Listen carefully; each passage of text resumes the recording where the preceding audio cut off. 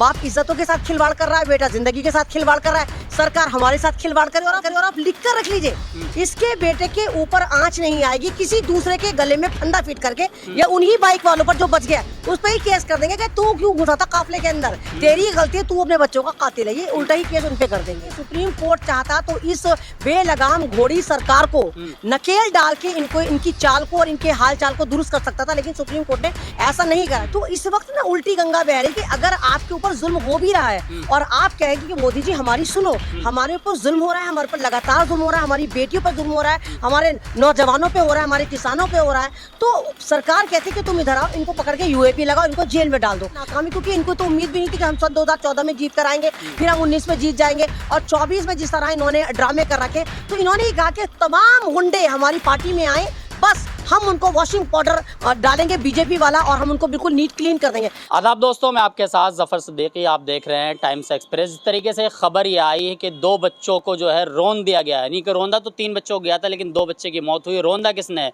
ब्रजभूषण के बेटे जिनका नाम करण सिंह है, उनके काफिला निकल रहा था, जिस काफिले के बीच 3 लोगों को जो है रोंदा गया, जिसमें से 2 की मौके पर मौत हो गई। पूरे मुद्दे पर बातचीत करने के लिए हमारे साथ मौजूद है सोशल एक्टिविस्ट अमन रिजवी जी। कैसे देख रही हैं इस मामले को? देखिए, जब घर से शुरुआत होती है किसी भी जुल्म की, जब बेटा देख रहा है कि बाप इज्जतें रोनता फिर रहा है, बाप लोगों के हिजाब नोचता फिर रहा है, लोगों की इज्जत के साथ खिलवाड़ कर रहा है, उनके साथ यौन उत्पीड़न कर रहा है, और वो रेसलर जो मतलब गोल्ड मेडल लेकर आई थी और जंतर मंतर पे 2-2 बार बैठी और कहा मोदी जी हमारी सुनो, हम आपकी बेटियां हैं, लेकिन मोदी जी ने कहा ना, हम नहीं सुनेंगे, क्योंकि ये मंत्री हमारा अपना है। कांग्रेसी होता हम उठा के जेल में डाल देते, आम आदमी पार्टी का होता हम पार्टी बर्बाद कर देते, लेकिन क्योंकि ये रेप करने वाला बलात्कारी हमारी पार्टी का है तो हम इसको क्लीन चिट देते, जैसे हमने बिल्किस बानो के बलात्कारियों को दी। जब घर में इतना घटिया मॉडल होगा, यानी बाप एक मॉडल होता है औलाद के लिए, जब घर में औलाद के लिए इतना घटिया मॉडल होगा, जो बलात्कारी होगा, जो इज्जत है उसके साथ खिलवाड़ करता होगा, तो बेटा जिंदगी के साथ खिलवाड़ करेगा। इसमें बड़ी बात क्या है? बाप इज्जतों के साथ खिलवाड़ कर रहा है, बेटा जिंदगी के साथ खिलवाड़ कर रहा है, सरकार हमारे साथ खिलवाड़ करे, और आप लिख कर रख लीजिए, इसके बेटे के ऊपर आंच नहीं आएगी किसी दूसरे के गले में फंदा फिट करके,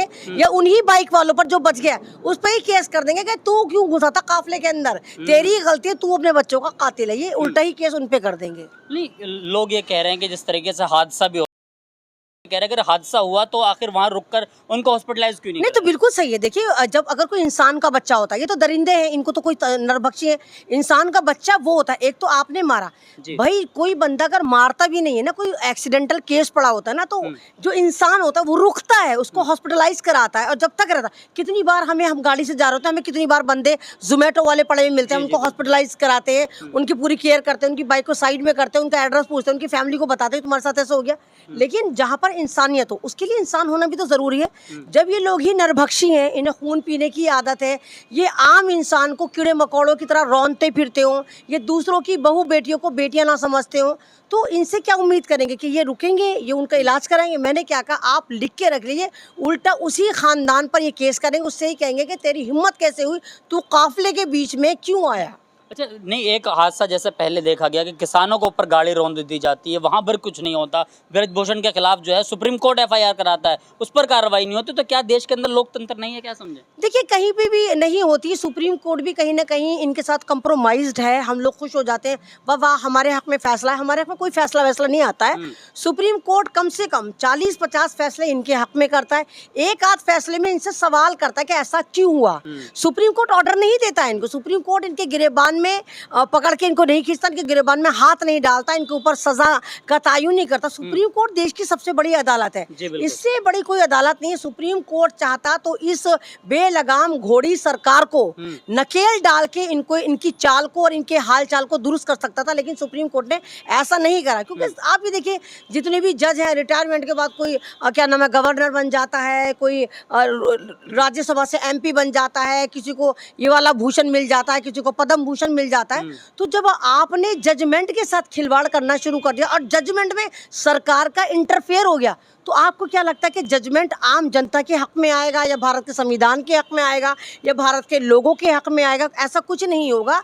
जिसकी, मेरा ख्याल से अब तो ऐसा हो गया, जिसकी लाठी उसकी भैंस। जो भी सत्ता में होता है, जुल्म का शिकार हमेशा आम पब्लिक होती है। 140 करोड़ लोग जो हैं वो लगातार, अब इन 10 सालों से कहिए या 75 सालों से कहिए, जुल्म का शिकार है। लेकिन इन 10 सालों से बहुत ज्यादा जुल्म का शिकार है। लेकिन एक मसला यह है कि जब 2 बच्चों की मौत हुई उसके बाद उनके परिवार से गांव के लोगों ने जबकि पुलिस थाने का घेराव किया, 24 घंटे तक एफआईआर नहीं हुई। तो क्या लग रहा है कि वाकई अब देश के अंदर जाने इतनी सस्ती हो गई है? देखिए, जब आपने देखा था वो टैनी मैनी सैनी ने किस तरह एक अपनी थार जीप से रौंदा था, किसानों को रौंदा था, वहां पर आज तक कोई कार्रवाई नहीं हुई। उल्टा और किसानों को मारा गया। जो किसान कार्रवाई करने की बात कर रहे थे उन्हीं को उठा के पुलिस ने हरेसमेंट करा। प्रियंका गांधी भी गई थी, प्रियंका गांधी को उठा के डिटेन कर लिया गया था। आपने सब देखा किसान मूवमेंट में क्या हुआ। तो इस वक्त ना उल्टी गंगा बह रही कि अगर आपके ऊपर जुल्म हो भी रहा है और आप कहेंगे कि मोदी जी हमारी सुनो, हमारे ऊपर जुल्म हो रहा है, हमारे पर लगातार जुल्म हो रहा है, हमारी बेटियों पर जुल्म हो रहा है, हमारे नौजवानों पे हो रहा है, हमारे किसानों पे हो रहा है, तो सरकार कहती है कि तुम इधर आओ, इनको पकड़ के यूएपी लगाओ, इनको जेल में डाल दो। आपने खुद, अगर आपको याद हो, आपको उमर खालिद याद होंगे, उमर खालिद के ऊपर किस तरह फर्जी केस लगा के उनको 4 साल से जेल में डाला के, एक सिंगल घंटे की उनको आज तक जमानत नहीं मिली। आप मतलब शर्जील इमाम है, शर्जील इमाम की कोई गलती नहीं थी, शर्जील इमाम के ऊपर हेट स्पीच का मुकदमा है। और आप अभी देखिए कि अभी टी राजा ने कितनी गंदी स्पीच दी। टी राजा कह रहा है कि मुसलमानों के गोलियां मारो, इन्हें काटो, इन्हें पाकिस्तान भेज दो। अभी आप देखिए कि एक वाकया नया नया निकल कर आया है जिसमें एक अपने आप को कह रहा है कि मेरा नाम चतुर्वेदी या त्रिवेदी है और सिद्धार्थ चतुर्वेदी त्रिवेदी है। वो कुरान शरीफ को लाइव बेइज्जत कर रहा है, उसकी बेरुमती कर रहा है, कह रहा है अल्लाह आए तो दिखाए, अपनी किताब बचाए। तो कहाँ है वो लोग जो हेट स्पीच का रोना रोते हैं और अच्छे खासे शरीफ पढ़े लिखे लोगों को, जो खासकर मुसलमान हो, कि जहां मुसलमान देखा और ये लग गया उसका शिकार करने, चाहे वो मीरान हैदर हो, चाहे शर्जील इमाम हो, चाहे आप ये देखिए कि उमर खालिद हो, बहुत सारे ऐसे हजारों नामे जो मुसलमानों की धरोहर, मुसलमानों के नौजवान जेलों में ठूस दिए गए और उनको सिंगल घंटे की जमानत नहीं है। लेकिन दूसरी तरफ भारतीय जनता पार्टी के ये जितने भी पिट्ठू हैं, ये जितने भी आप ये कहिए कि नफरती चिंटू हैं, ये आते हैं सोशल मीडिया पे वीडियो बनाते हैं, मुसलमानों के खिलाफ जहर उगलते हैं और इनको क्लीन चिट दे दी जाती है कि नहीं, हम यही तो चाहते थे कि मुसलमानों के खिलाफ जहर उगला जाए। लेकिन अमन जी, एक जो हादसा जो किसानों का था वो भी उत्तर प्रदेश में हुआ था, ये दूसरा हादसा ये भी उत्तर प्रदेश में हुआ, जबकि उत्तर प्रदेश की सरकार ये दुहाई देती है कि हमारे यहाँ कोई भी गलती करता है उसको ठोक दिया जाता है। तो क्या आपने मेरे ख्याल से भी नहीं देखा कि उत्तर प्रदेश का एक सरकारी हेलीकॉप्टर चोरी हुआ है? जी बिल्कुल। तो जिस राज्य में जो अपने सरकारी धरोहर की हिफाजत ना कर सके, हेलीकॉप्टर था, चिड़िया का बच्चा तो नहीं था जिसको पिंजरे में उठा के कोई छोड़ लेके चला जाता।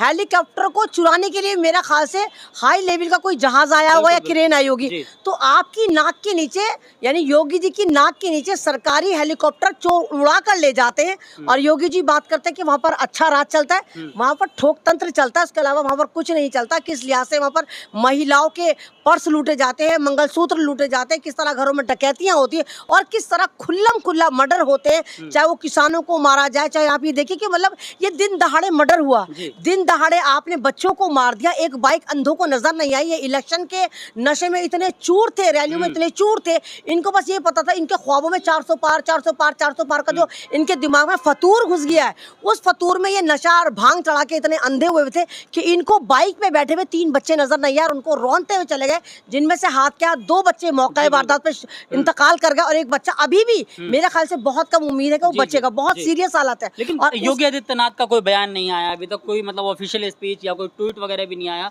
क्या लग रहा है कि मतलब बच्चों की जानें सस्ती है? देखिए, घर को आग लगी है घर के चिराग से। अगर ये घर वाले सही होते, इनके बुजुर्ग सही होते, पॉलिटिशियन सही चल रहे होते और ये एक ही आंख से पूरे भारत को देख रहे होते, एक ही आंख से तमाम पॉलिटिशियन को देख रहे होते, भारत की कुछ और होती।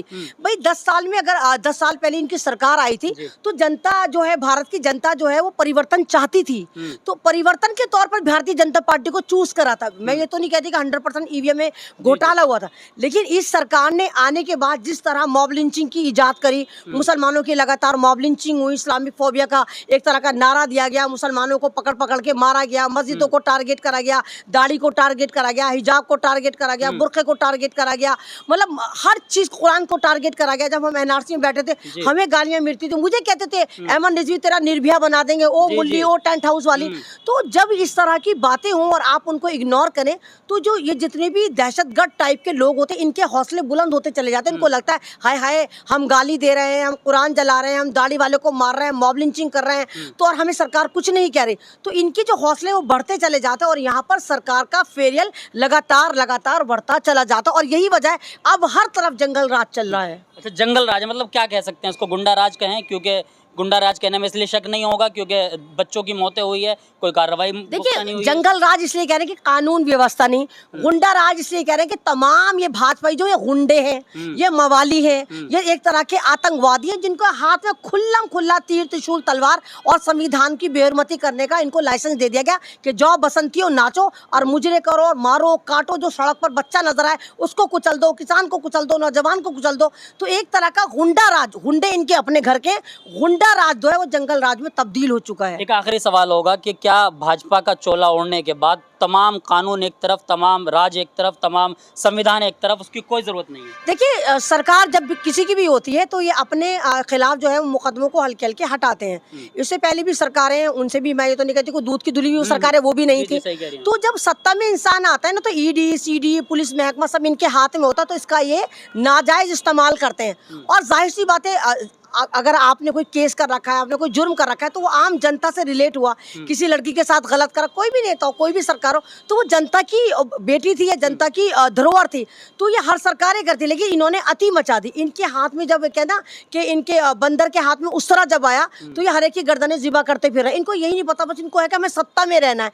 इनको यही नहीं तमीज़ के देश कैसे चलता है, इनको यही नहीं तमीज़ कि भारत एक दुनिया का सबसे बड़ा लोकतांत्रिक देश है, इनको यही नहीं तमीज़ कि दुनिया हमें देख रही है, इनको यही नहीं तमीज़ कि हमें देश किस तरह चलाना है, कानून व्यवस्था किस तरह हमें लॉ एंड ऑर्डर को मेंटेन करना है, हमें जनता की कैसे सुननी है, नौजवान की, महिला की और पत्रकारों की, मतलब हर तबका इनसे नाराज है। तो ये शासन चलाने में नाकामी, क्योंकि इनको तो उम्मीद भी नहीं थी कि हम सन 2014 में जीत कर आएंगे, फिर हम 19 में जीत जाएंगे और 24 में जिस तरह इन्होंने ड्रामे कर रखे। तो इन्होंने ये कहा कि तमाम गुंडे हमारी पार्टी में आए, बस हम उनको वॉशिंग पाउडर डालेंगे बीजेपी वाला और हम उनको बिल्कुल नीट क्लीन कर देंगे। आप ये देखिए कांग्रेस के कम से कम 100 सांसद भारतीय जनता पार्टी के अंदर हैं, तो कांग्रेस उनको आज तक नहीं वापस लेकर आई। ये सब खेल मनी मनी है, अपना सपना मनी मनी। तो आप कांग्रेस से जीत कर आए, भारतीय जनता पार्टी में चले गए, आम आदमी से जीत कर आए, आप भारतीय जनता पार्टी में चले गए। तो यहाँ पर जनता के इमोशन के साथ विश्वासघात, उनके यकीन के साथ विश्वासघात होता है कि आपको अगर पार्टी को कोई जिता रहा है तो वो आम जनता है। ओखला में अगर कोई खड़ा हुआ, गठबंधन का खड़ा हुआ, कल को अगर ये जीत जाता है और फिर बीजेपी कहती है हम तुझे 100 करोड़ देंगे, ये दौड़ के चला जाएगा। तो यहाँ पर किसके इमोशन के साथ खिलवाड़ हुआ? यहाँ पर ओखला की जनता के इमोशन के साथ खिलवाड़ हुआ, क्योंकि उन्होंने बीजेपी को वोट नहीं दिया था, उन्होंने गठबंधन को वोट दिया था। तो लोगों को ये समझना चाहिए। और ऐसे कानून कि आप जिस पार्टी से इलेक्शन लड़े तब तक आप उस पार्टी के कैंडिडेट हैं, जब तक आप उस पार्टी में हैं। अगर आप गद्दारी करके दूसरी पार्टी में बिकाऊ आइटम की तरह बेचे जाते हैं, फोर सेल पे लग जाते हैं, तो आपकी सदस्यता रद्द होनी चाहिए, वहाँ पर इलेक्शन दोबारा होने चाहिए। चलिए, बहुत बहुत शुक्रिया। अमन रिजवी हमारे साथ थी। इन्होंने साफ ये बताया कि कानून का राज जो है कहीं ना कहीं वो इस वक्त नहीं चल रहा है। वो इस वजह से क्योंकि जब 2 बच्चों की मौत होती है और उस पर किसी तरह की कोई स्टेटमेंट नहीं आती, किस तरीके से उस पर सही कार्रवाई नहीं होती है, तो आखिर क्या है देश के अंदर, क्या लोकतंत्र वाकई खतरे में? आप इनकी बातों से कितना सहमत है? अपनी राय ज़रूर दें। देखते रहिए टाइम्स एक्सप्रेस।